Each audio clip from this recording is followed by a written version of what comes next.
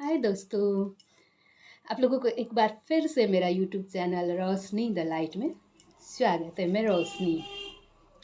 तो जैसे कि मैं आपको बता रही हूँ कि किस तरह से शादी से पहले मैं और मेरा हस्बैंड मिले थे, क्योंकि मैंने आप लोगों को बताया कि हम लोग का अलग अलग कंट्री में, अलग अलग धर्म में, अलग अलग जाति में शादी हुआ था।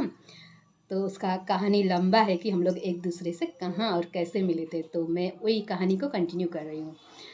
तो फिर मैंने बताया था कि मैं नेपाल वापस चली गई थी। तो मेरे हस्बैंड वहाँ पे मुझे लेटर भेजा करते थे, क्योंकि उस वक्त तो फ़ोन उतना नहीं, मोबाइल का ज़माना तो था नहीं, और लैंडलाइन में आदमी कितना ही फ़ोन करेगा, है ना। तो फिर लेटर कंटिन्यू आने लगा मेरे हस्बैंड का। और एक बार, जैसे मैंने बताया था, एक बार वो हमसे मिलने 2 दिन के लिए नेपाल भी चले गए थे। उसके बाद चलता रहा, ये सिलसिला चलता रहा। और बीच बीच में दोस्तों कभी कभी मैं जेन्युइनली बोलना चाहती हूँ, मेरे हस्बैंड कंटिन्यू मुझे लेटर भेजते रहे। वो सही में हमको, कुछ हमसे ज़्यादा वो हमको प्यार करते थे, तो वो कंटिन्यू उसको रिश्ता को बनाए रखना चाहते थे।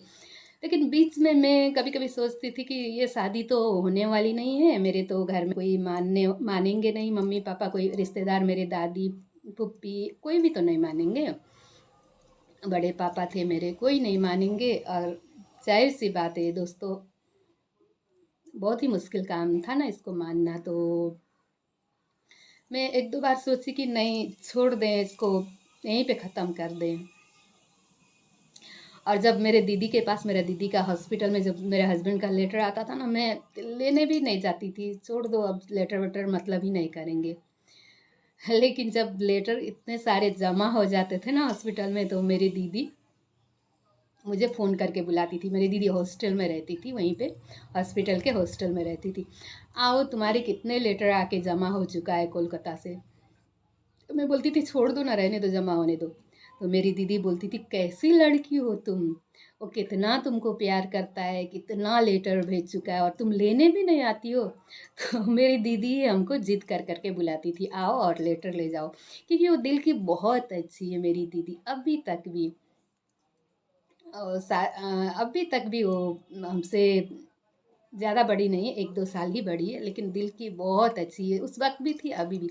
मतलब ले जाओ लेटर, ऐसा नहीं करना चाहिए किसी भी लड़का के साथ, बोल के दीदी मुझे बुलाती थी लेटर लेने। और मैं चली जाती थी, लेटर ले आती थी, बस उसी तरह से चलता रहा। तो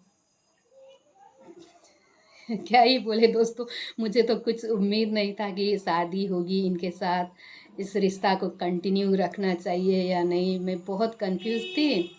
और मैं जब इसमें थोड़ा पीछे हटना चाहती थी, तो मेरे दीदी को अच्छा नहीं लगता था। वैसा नहीं करो, किसी के साथ ऐसा नहीं करना चाहिए, वो बोलती थी। तो मैं फिर इनका लेटर लेने जाती थी, फिर रिप्लाई भी करती थी, बस वैसा ही चलता रहा। मैं कंफ्यूज थी कि आगे क्या होगा। छोड़ो, ऐसा मोड आएगा तो अब उतना दूर ये है, तो मेरे पीछे पीछे दौड़ के तो नहीं आएंगे, अब छोड़ देंगे बीच में, ये ख़त्म कर देंगे चैप्टर को। लेकिन दोस्तों, ऊपर वाला का मर्जी, बोला जाता है ना, जोड़ी तो आसमान में बन के आता है। तो ऊपर वाला को जो मर्जी था वो तो होना ही था।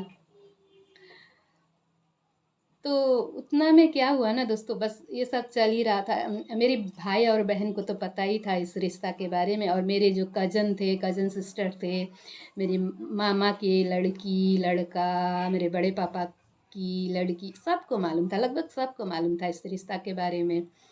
तो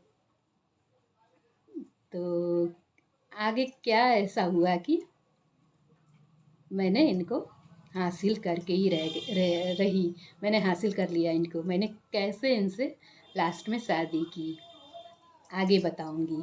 बस मेरे चैनल को लाइक कमेंट कीजिए, सब्सक्राइब कीजिए, और देखते रहिए। आप लोगों को मेरे बारे में ढेर सारी इंटरेस्टिंग कहानी जानने को मिलेगी। शुक्रिया।